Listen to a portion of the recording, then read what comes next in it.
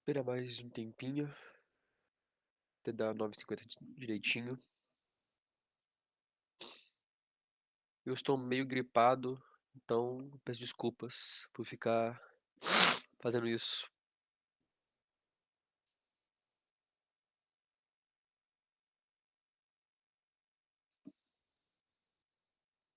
Agora é a linha de história. Eu vou falar das grandes navegações. É.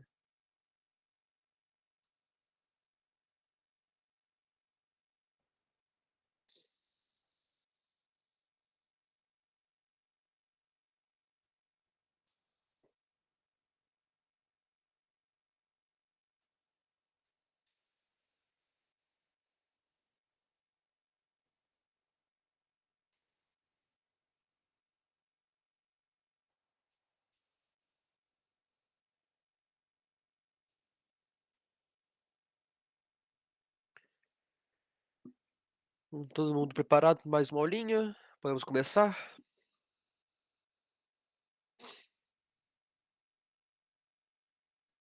Alguém quer falar alguma coisa antes ou podemos mandar bala?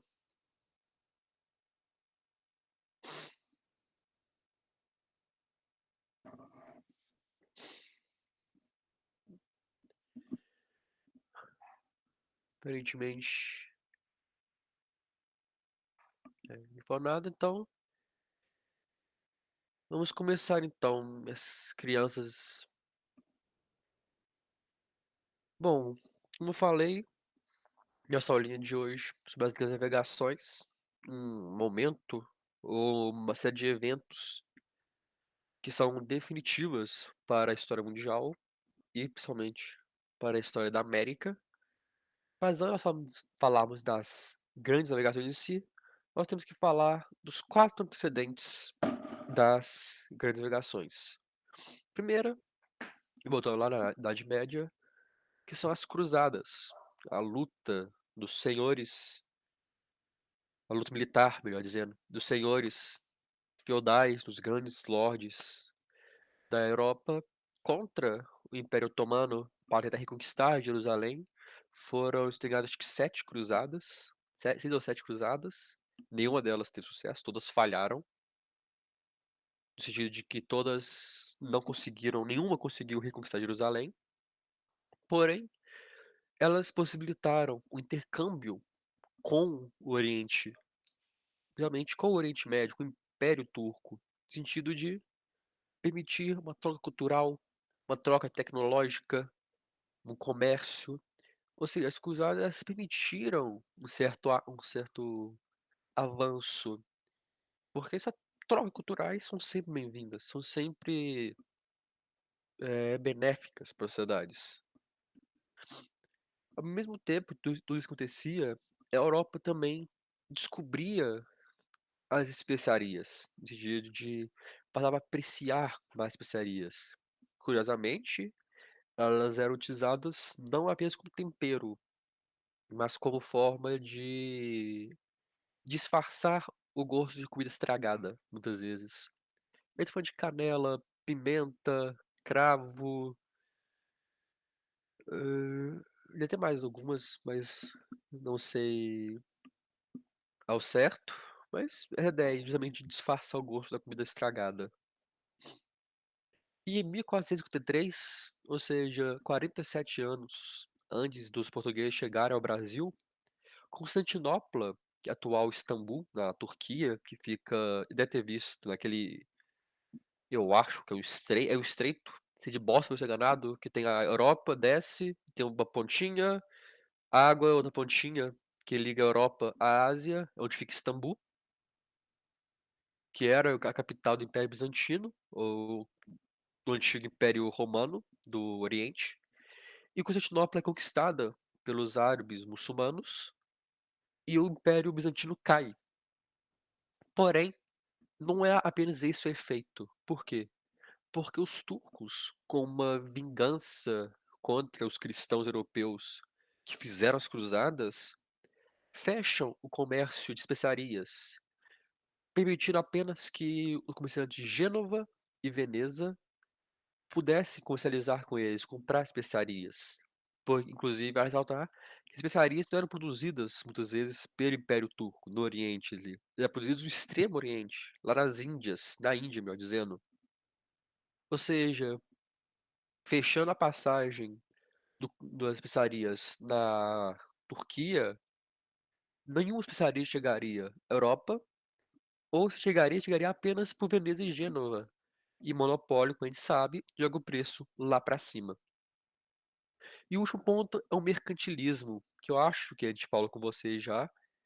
E o mercantilismo é da ideia de uma balança comercial favorável, ou seja, do país que vai vender mais do que comprar em valor, nem quantidade, e vai lucrar. O, o foco é no lucro, sempre isso. O foco no metalismo, na valorização do ouro, metais preciosos, ouro, prata, diamantes, etc. Que vem também acompanhado de um monopólio, principalmente um monopólio de comércio. Isso vai influenciar o Brasil, influenciar a América como um todo, América colonial, melhor dizendo, como um todo, no monopólio das forças do Estado sobre o comércio, como por exemplo, de cana-de-açúcar, diamante, ouro. E o mercantilismo ganha muita força nesse momento, vindo junto com o absolutismo, que também estava em ascensão. Alguma dúvida aqui nos antecedentes, minhas crianças?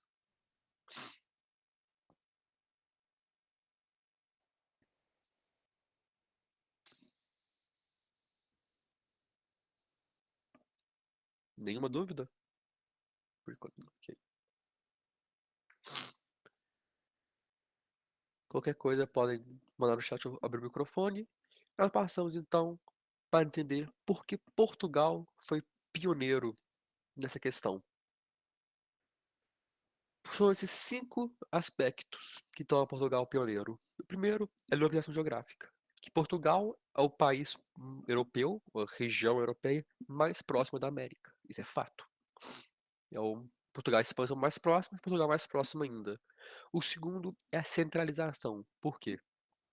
Porque Portugal forma com o Estado moderno, assim, consolidado depois de uma série de conflitos. Desculpa, gente. Portugal, Tchau. obrigado. Mas Portugal é o primeiro Estado europeu moderno a se formar. E se forma, sofre um pequeno conflito e depois.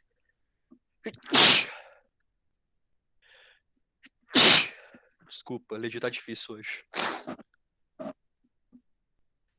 Mas em 1385, Portugal já está consolidado como um Estado moderno. O terceiro ponto é a busca por especiarias. Por quê? Porque, como nós vimos, as especiarias ficaram muito menores e muito mais caras, a chegada delas na Europa. Porque agora é só por Gênova e Veneza. Então Portugal pensou, por que eu vou ficar comprando deles se eu posso ir direto às Índias? Eu vou chegar às Índias sozinho para comprar lá. Eu vou encontrar uma nova rota. E para isso eles sabiam muito bem que eles teriam que contornar a África, o que nunca tinha sido feito até hoje. Nu- Nunca antes nenhum navegador que tem registro conseguiu navegar toda a costa africana. E como eu disse, também tem as novas tecnologias, especialmente por conta da presença árabe muçulmana na Península Ibérica, que possibilitou esse intercâmbio de tecnologias. E o principal para eles, para esse momento, são as novas caravelas, novos navios, navios maiores, resistentes, mais próprios para longas viagens. E o segundo, perdão, e o último ponto é a questão da experiência, porque Portugal, sabendo que teria que alcançar outro lado, foi fazer pequenas expedições, dominando um pouco o norte da África e descendo um pouquinho, dominando, fazendo pequenos entrepostos, melhor dizendo, no litoral africano. Nada gigante, mas já dava para eles uma certa experiência de navegação, uma certa experiência de navegar a costa africana. Todo mundo entendeu? Alguma dúvida?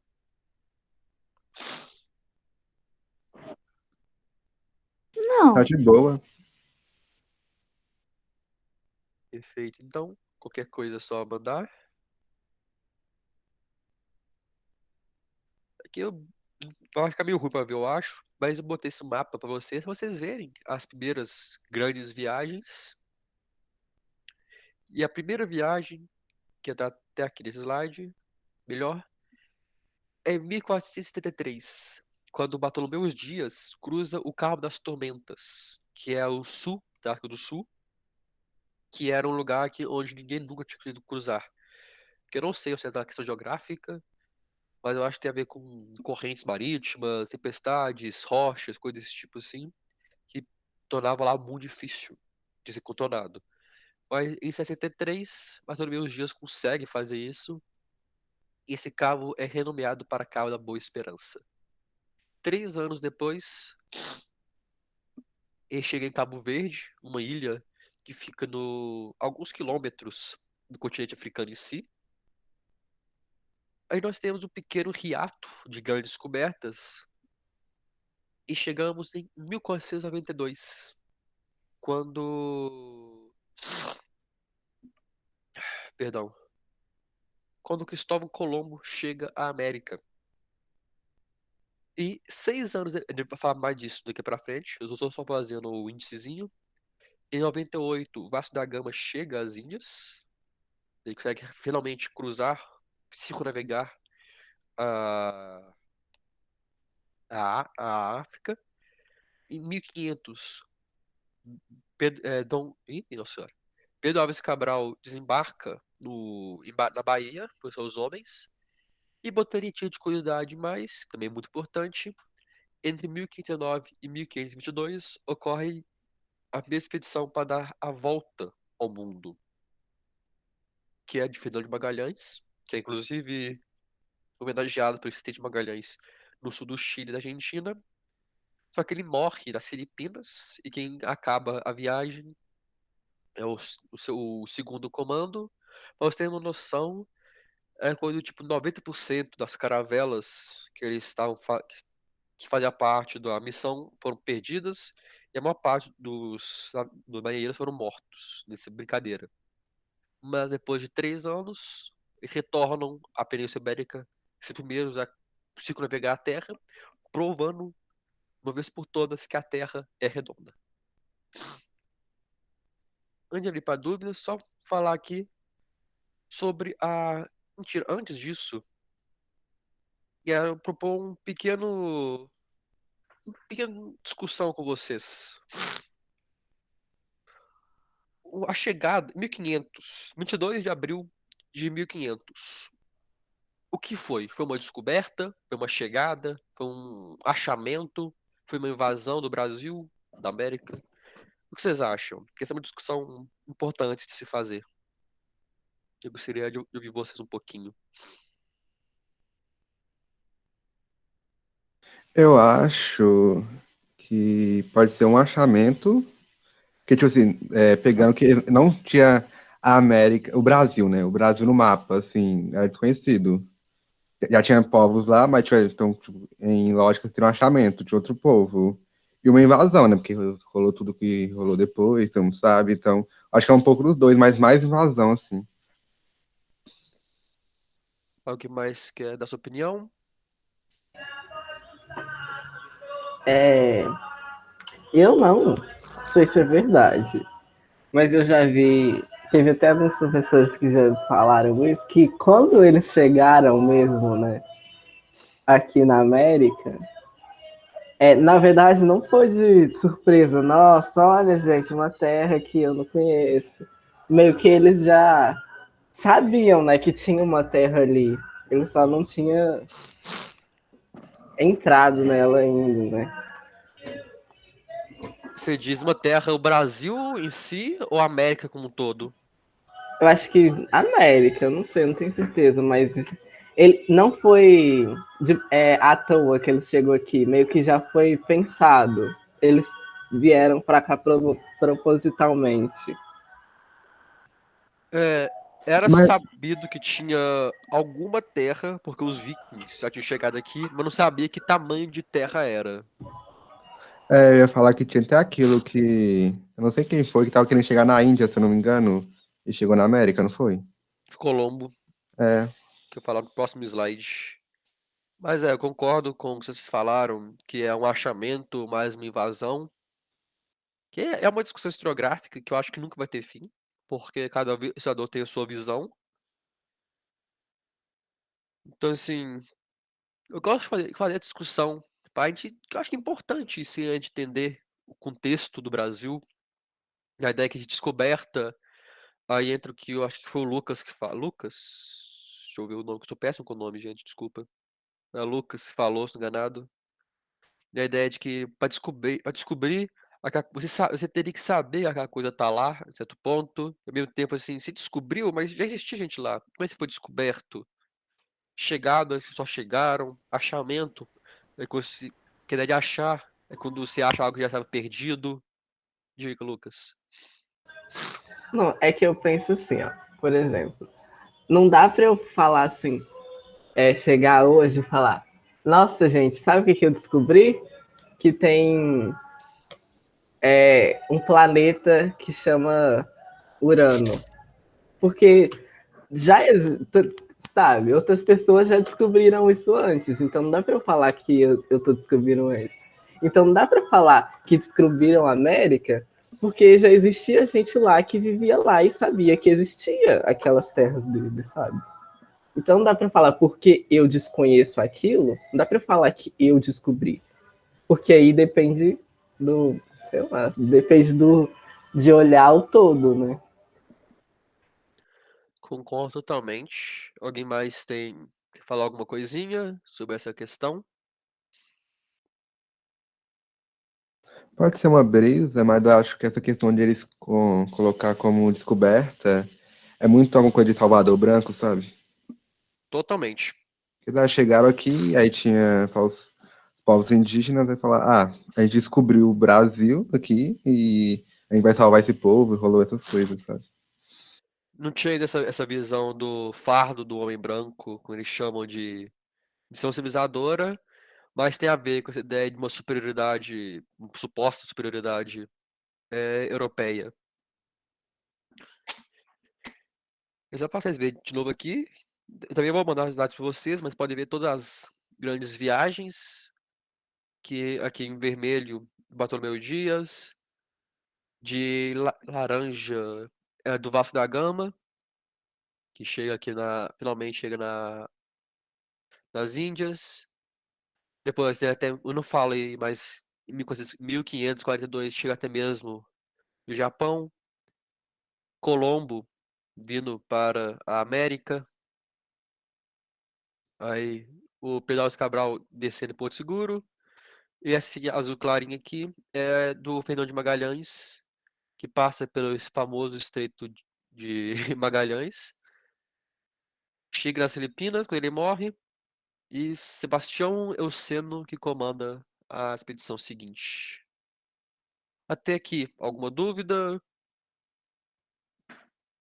Posso continuar tranquilo? Eu tenho uma dúvida, mas não é uma dúvida assim, nossa, que dúvida incrível. É só uma coisa que eu fiquei pensando assim, porque antes de existir as navegações, as grandes navegações, já existia contato, né, entre essas civilizações da Europa e da Ásia, né? Ou não? Existia, porém, na minha visão, não era um contato direto. Era um contato do tipo. Ah, onde você comprou essas especiarias? Aí comprei umas terras lá longe. Ou eu vim lá de longe até aqui vender. Era um contato, tipo, eles sabiam que existiam as terras, mas não tinham nenhum contato direto com o povo daquelas terras, entende? Então eles não tinham expedições para ir para lá antes das navegações, assim, tipo, ai, sei Vou, lá, a pé, a carroça, o cavalo. vou até confirmar aqui quando que foi a expedição do Marco Polo, que foi. Vocês conhecem Marco Polo, foi um navegador e vendedor que chegou à China. Tem até uma série sobre ele. E ele chega na China quando? Hum,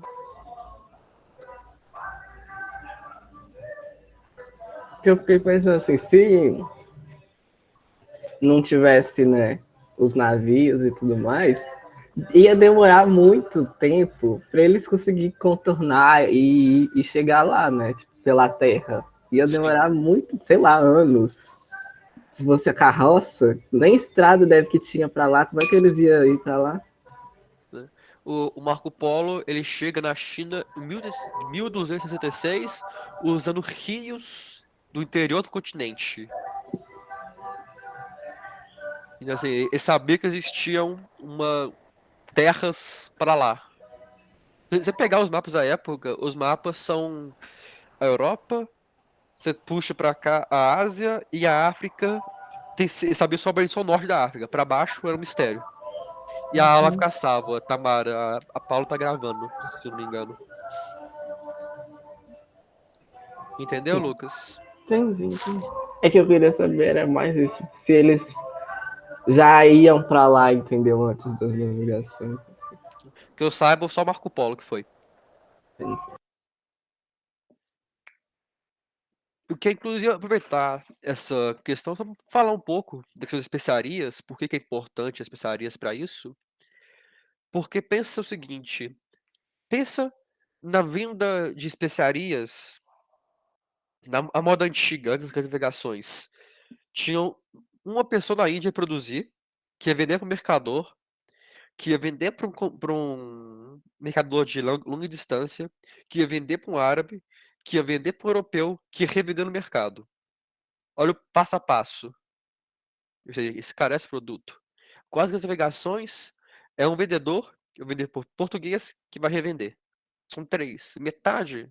Obviamente que eu tô usando uma metáfora, mas essa ideia de como que a chegada dos europeus na Índia diminui muito o custo. Para vocês terem uma noção, a primeira viagem comercial à Índia tem um lucro de 1000%. Então, a cada uma moeda de ouro que eles gastaram, eles ganharam 1000 moedas. É um trem absurdo. Foi um lucro exorbitante. Claro que foi depois o lucro diminuiu, mas mostra o quão lucrativo estava sendo tudo isso. E entramos agora na Espanha. Por que a Espanha também foi pioneira? Porque ela também foi pioneira, mas não seguiu o mesmo passo que Portugal.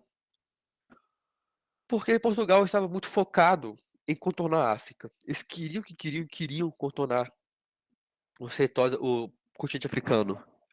E quando um genovês chamado Cristóvão Colombo chega para o rei português e sugere que consegue chegar nas Índias seguindo reto em direção ao horizonte, Portugal fala, não preciso disso, já tô quase chegando lá do outro lado já tô quase conseguindo circunnavegar a Índia. Então o Colombo sai de Portugal e vai à Espanha, sugerir para Fernão de Aragão, Isabel de Castelo, os reis cristãos, reis poderosos da Espanha, de Castela na época. E os reis espanhóis, querendo também chegar nas Índias, para poder usufruir do mercado de especiarias, financiam Colombo. E Colombo parte em direção ao horizonte. Dizem que, inclusive, que ele levou os dois reis para a praia, deu para eles uma luneta e mandou o navio zarpar não sei quantas léguas no mar, reto. Sim, vocês olharam pela luneta e viram que o barco desaparecia, que ele ia sumindo aos poucos no horizonte, por a curvatura da Terra. Tem toda essa história para tentar de maneira que ele queria convencer os reis que a Terra era redonda. Não sei qual é a veracidade disso, mas fica aí a história para vocês. Mas o fato é que os reis espanhóis financiam a expedição de Colombo e ele parte em direção às Índias. A expedição dura um pouco mais de 30 dias, se não enganado.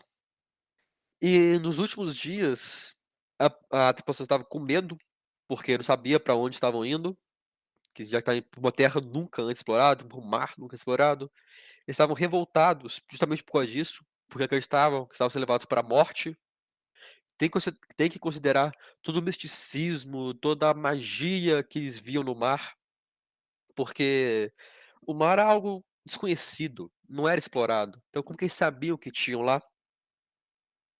Então, vale considerar tudo isso, os monstros que achavam que existiam no mar, tudo isso é verdade, porque para um europeu navegando, tá no mar navegando e vê uma baleia azul pulando do mar pra ele, que ele vai ser um monstro.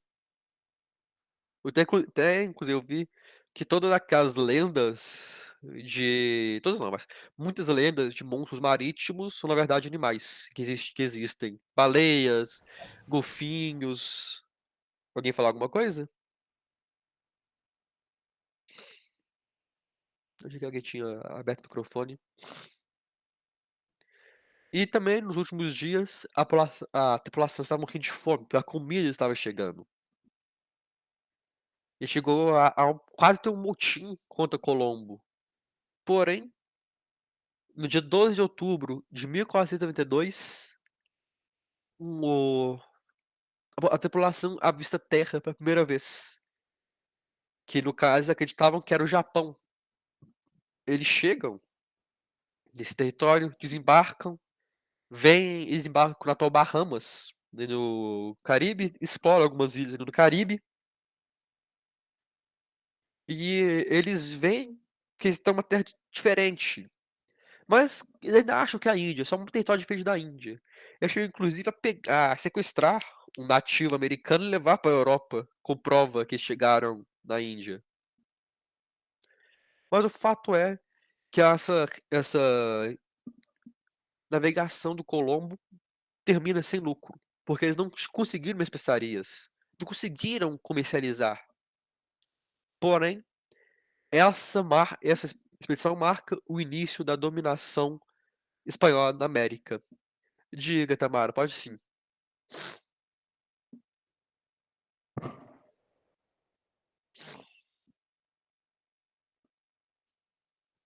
Desculpa a demora. É porque é uma pergunta bem aleatória mesmo, é sobre o Brasil. Me falaram isso, só que eu nem sei o que que é. É porque falaram assim, que o Brasil nunca foi porífico, sempre foi de guerra. Você pode me explicar isso? Se é verdade ou não? Sempre foi de guerra? Você sabe o Sim. contexto dessa fala? Não. Foi de uma aula que eu tive, mas não foi com professor de história. Só que eu não lembro o que que a gente estava. Eu acho que a gente estava falando sobre o negócio de redação, aí a gente falou sobre muitas coisas, né? Só que Uhum. eu esqueci, tipo, o porquê que ela falou isso, mas isso agora que eu tô vendo aqui ficou na minha cabeça e eu não sei o que que isso significa. Olha, eu não sei ao certo o contexto, mas assim, os povos nativos do atual Brasil, eles eram povos guerreiros, eles acreditavam que a guerra era o caminho para o céu, porque tinha toda uma questão da antropofagia, de comer o inimigo derrotado. Eu tive até muitas aulas sobre isso na faculdade, que para eles o único caminho para o paraíso é pela barriga do adversário, porque era a morte em batalha. Então, assim, os povos viviam em guerras, assim, gos- nem gostavam, eles tinham uma cultura militarista e toda a exploração colonial do Brasil foi marcada por violência, principalmente contra escravos e contra nativos, que também muitos deles eram escravos. E, assim, durante o Império houve uma série de revoltas e conflitos, durante o início da República também. Então, acho que faz esse sentido, que o Brasil é marcado por uma série de conflitos, desde a ocupação nativa até os dias quase atuais. Eu acho que é isso. Ah, sim. Obrigada. De nada. Ahn, e só ressaltando ali que o Colombo, ele morre em 1505 sem nunca saber que ele descobriu a América. Ou melhor, que ele chegou à América. Ele morre acreditando que ele chegou nas Índias. E morre pobre, inclusive, se não enganado.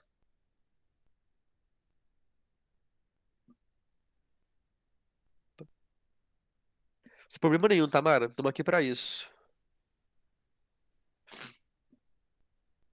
E falar por agora da questão de Portugal e Espanha. Porque eles fazem um acordo entre as potências marítimas, que são Portugal e Espanha, para buscar o monopólio da exploração de cada um. Porque no sentido de um vai começar a explorar as terras que vão ser descobertas, outro quer explorar a Índia, o tráfego para a Índia.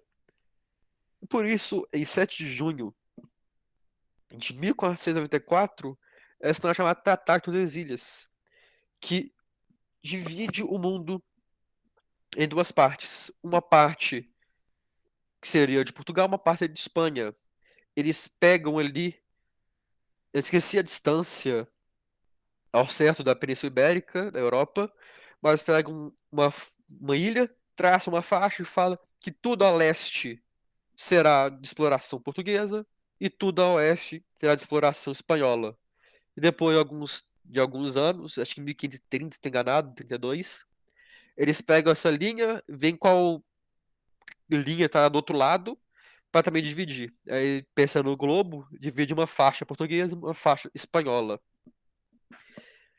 E alguém arrisca o porquê que Portugal topou essa divisão das Tordesilhas dessa forma?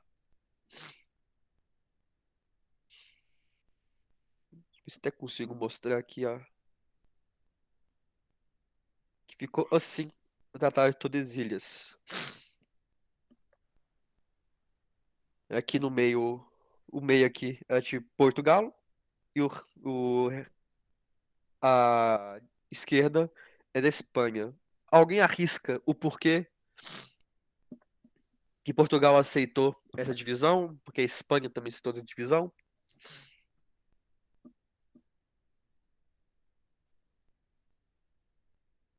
Por causa das especiarias, talvez.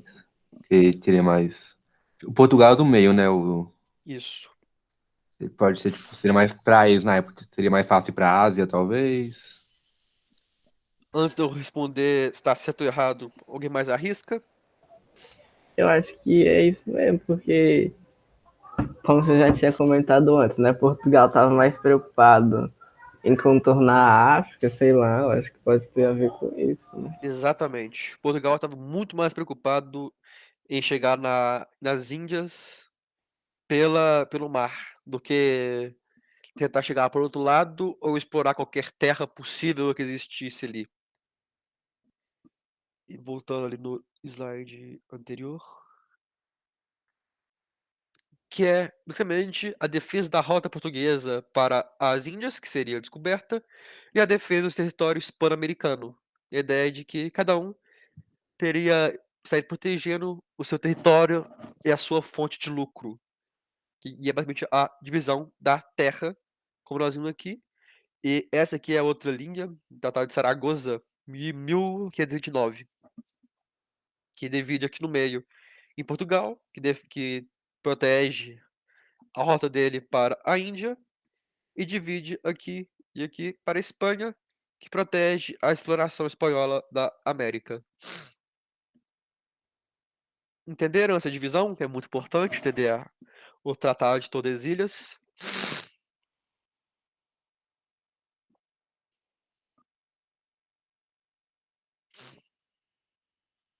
Entenderam? Meus caros e caras. Sim, sim, deu pra entender. Perfeito. Então, qualquer coisa pode mandar mensagem. Ah, é uma dúvida. Essa linha pontilhada do Papa, é Papa? Seria o Isso, quê? Papa Alexandre VI. Essa linha aqui era onde seria a primeira divisão de Tordesilhas. Eu esqueci de falar, porque eu não acho. Eu não falo muito, mas o Papa tentou fazer essa divisão para tentar apaziguar os ânimos, que seria não sei quantas léguas da ilha do Cabo Verde, que é de 1493, só que acaba não sendo aceito, eles jogam mais algumas léguas para oeste, que é onde tem Tordesilhas. Ah, entendi, entendi. Obrigado. De nada. Mais alguma dúvida, minhas crianças?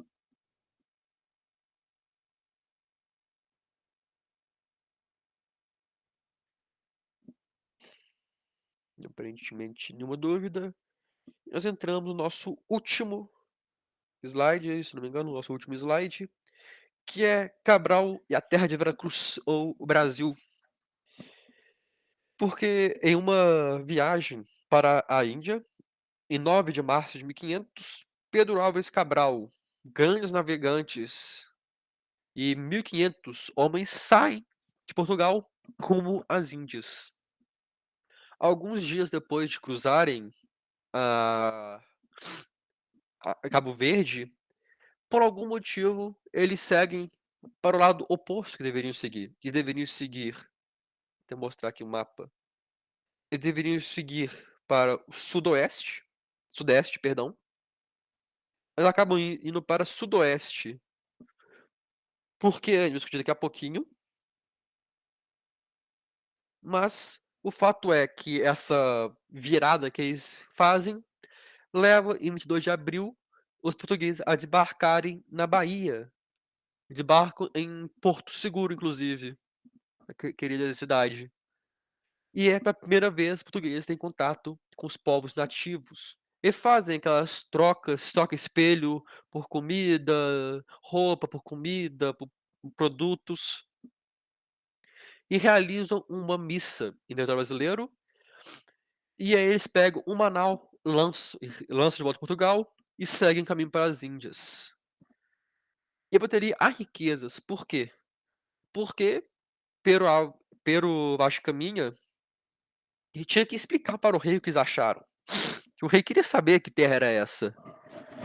E na carta de Caminha, aquela carta fantasiosa, ele diz que ele não avistou ouro, mas ele sabe que existe. Porque, nas palavras do Caminha, ele, ele pegou o colar de ouro dele, apontou, e o nativo teria apontado para o solo. De que há ouro aqui. Oh, mas foi tudo inventado. Ele também falou que é uma terra. O quê? Eu não lembro as palavras exatas, no sentido uma terra de o que você plantar vai nascer. Que é a ideia de justificar. Que, mano, a gente achou terra nova. Eu sei que você tá focado lá na Índia, mas a gente tá uma terra nova. Vamos explorar. Porque aqui tem ouro, o que você quiser plantar vai nascer, vai dar lucro pra gente. Obviamente, ser fantasioso. Não, totalmente fanfiqueiro. O maior fanfiqueiro da história de Portugal, de longe. Mas o fato é que funciona, a certo ponto, e por cerca de 30 anos, Brasil é basicamente um território de passagem, que os navegantes iam para as Índias, comprar as especiarias lá, voltavam, e na volta, passavam no Brasil, pegava o pau-brasil, levava para a Europa, porque o pau-brasil é vermelho, ele é lindo, ele é muito valorizado na Europa. Inclusive, o nome Brasil vem de brasa, justamente por causa da cor vermelha do pau-brasil. E eu queria fazer uma discussão com vocês, porque é algo que a gente nunca vai saber.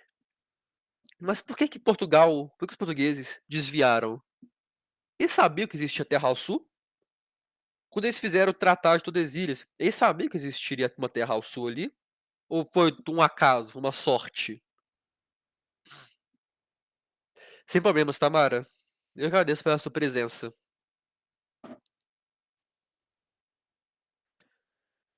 Mas o que vocês acham? Você acha que Portugal sabia que existia terra ao sul? Ou eles chutaram? Eu acho assim, né? Que esses povos, esses reis, esses caras, eles queriam o quê? Queria dinheiro, sei lá, queria coisa, queria especiaria, sei lá o que eles queriam, mas eles queriam alguma coisa. Então, assim, eles iam fazer um tratado, alguma coisa assim, sem achar que eles não iam conseguir nada com aquilo.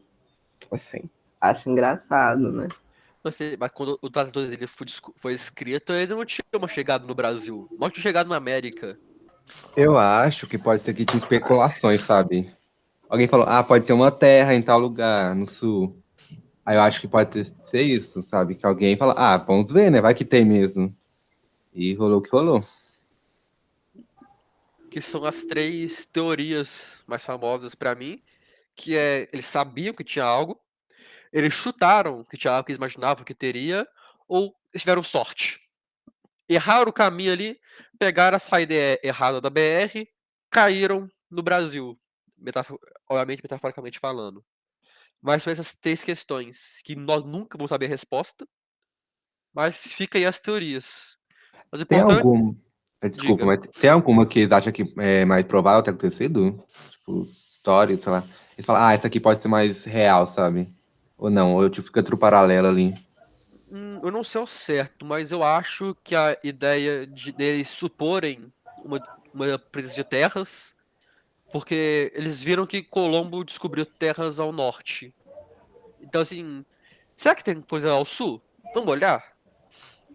É. Eu acho que essa que é a mais famosa, mais aceita na comunidade histórica. Mas assim, você pensa que lá o Pedro Vaz de Caminha, né? Já escreveu, ó, não, gente, vamos ficar aqui, ó. Eu sei que tem ouro. Ah, é óbvio que eles já estavam querendo ir para caçar alguma coisa, não foi pra. Ah, por acaso, eu tenho certeza que não foi. Não foi mesmo. Isso do caminho ele escreve depois de chegar aqui, assim, na minha visão, com o intuito de justificar o erro deles e falar, mano, já que achamos, vamos explorar. E como você falou, é a fanfic que ele criou do ouro lá. Nem dá para acreditar nisso, porque, por exemplo, se eu for pegar um minério que tá na Terra e um colar, não tem nada a ver uma coisa com a outra. Ai, meu Deus, até parece. Principalmente pelo fato que eles chegaram na Bahia não tem ouro, nunca teve ouro, e que os nativos nunca exploraram o ouro. Eu fiquei pensando, como que os nativos, assim, têm uns recursos mais, sei lá, fodões, assim, ia explorar ouro, sabe? Tipo, sei lá, tem como fazer aqui, tem da água, da bandeja lá, que eu não esqueci direito como que é. Mas tipo, explorar ouro meio bruto, umas pedras assim, eu falei, gente, não daria certo. O Eu acho, garimpo. pelo menos. Mas os outros povos indígenas não tinham ouro? Ou eles passaram a usar depois? Os astecas e tal. Eu acho que eles Ou... tinham mais pratas, se não estou enganado. Mas ao mesmo tempo, eles não tinham, por exemplo, ferro, eles não tinham armamento de ferro, por exemplo. Eu acho que era mais prata, se não estou enganado, que é mais rico. Mas essa coisa de usar colar e ornamentos assim. Não tenho certeza, mas eu acho que não tinha ouro muito assim, não, de. Tem uma coisa que é sempre retratada em filme que você vê das Aztecas ou Maias, que é tentar colar de ouro. Ou tem até aquele mito da cidade de Eldorado, que é a cidade de ouro, sabe? Eu vou até deixar curioso a discussão, até terá descobrir depois. E como de acabar o que eu falar pra vocês, antes de eu acabar a aulinha, vocês querem saber a origem do mito de Eldorado? A título Eu de aceito. uma curiosidade. Durante a exploração espanhola do México, do atual México, obviamente os povos não gostavam de ser explorados, detestavam aquilo. E numa tentativa de tirar os espanhóis da região que estavam, falavam, ó, você sabia que lá pro sul, não sei quantos dias de viagem, tem uma cidade inteira de ouro chamada Eldorado? Ou seja, Eldorado foi uma mentira criada pelos astecas para tentar tirar os espanhóis dos territórios deles. Para, tipo, deixar a exploração mais branda. Achei genial. Demais. E, obviamente, eles acreditaram nisso, Não é certeza. lógico, né? Ai, gente, Na eu sou época, muito caia em burro. tudo. Acreditar tranquilamente. Ai. Eu tive uma aula inteira só sobre as estratégias de defesa que os astecas faziam. É genial. Mas bom, meus caros e caras, era isso que eu tive que falar com vocês hoje.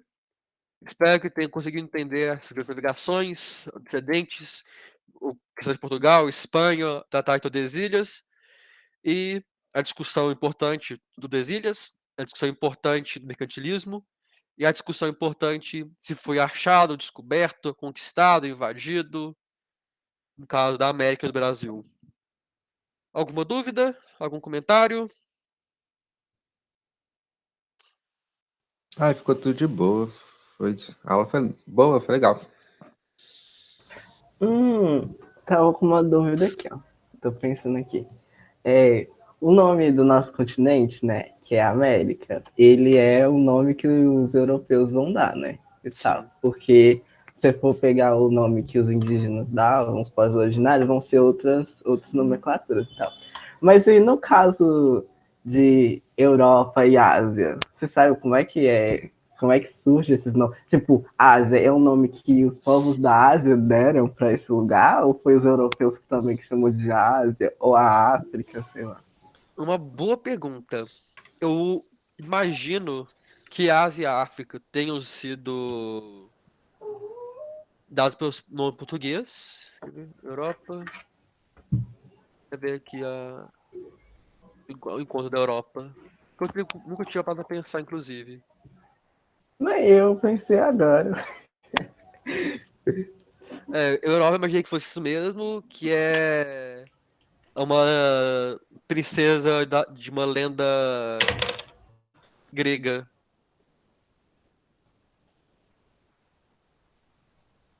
Olha, é inclusive a princesa que é raptada por Zeus. Ásia e África eu vou ter que pesquisar, que eu não tenho ideia, pra falar pra vocês. Mas de Europa é realmente isso da lenda. Oceania eu também não sei. E América é por causa do Américo Vespúcio, que é o cartógrafo. Então eu vou descobrir isso e aviso pra você. Mando lá no Ok, grupo. ok. No mais, alguma dúvida a mais? Algum comentário?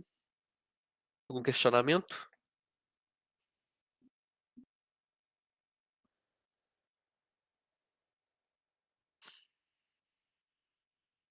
Tendo visto que não. Encerro nossa aulinha por aqui. Agradeço a presença de vocês. Espero que a aulinha tenha sido boa e não tenha sido cansativa. Espero ter sido interessante. E vejo vocês daqui a 2 semanas, creio eu.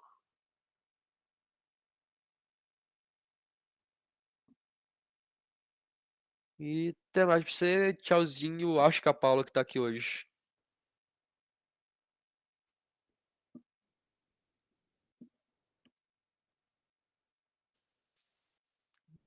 É a Paula que tá aqui hoje? Pra ter certeza. Vocês têm aula agora, é 10h40, né? É o 45, se eu não me engano. Isso, ok. Mas tchauzinho, gente. Brigadão. Até mais.